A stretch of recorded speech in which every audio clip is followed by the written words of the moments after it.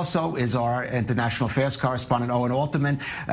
Prime Minister Netanyahu had a crisis with the American jury. He may have a coalition crisis, but now we're a week on since the outrage started. Clearly, there's long-term implications. This was more than a one-day story. I definitely think so, Calev. And what I think is going to be the biggest long-term implication is this.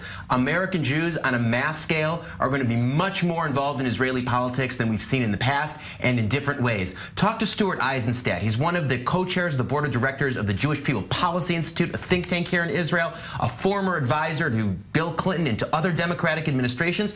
Talk to him. What does he say? He says American Jews need a permanent lobby on the ground in Israel to go to the Israeli parliament day in and day out and lobby for these types of issues. If you ask me, I think it's going to go even further than that. I think in the next election cycle, we're going to see cash coming in from American Jewish donors to outside organizations to try to push these issues as part of the election campaign. Should emphasize, no one's told me this.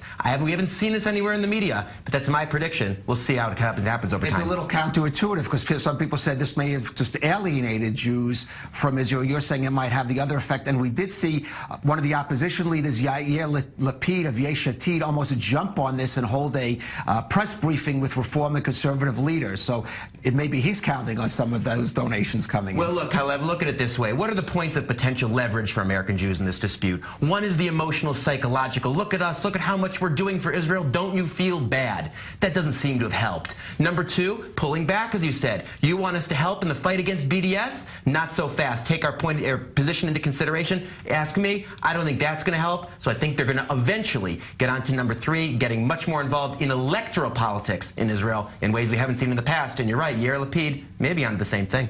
Will be interesting, Owen, and of course, clearly, Prime Minister Netanyahu's headaches over this issue are far from going away, both internally and externally. Owe Alterman, thanks for being with us.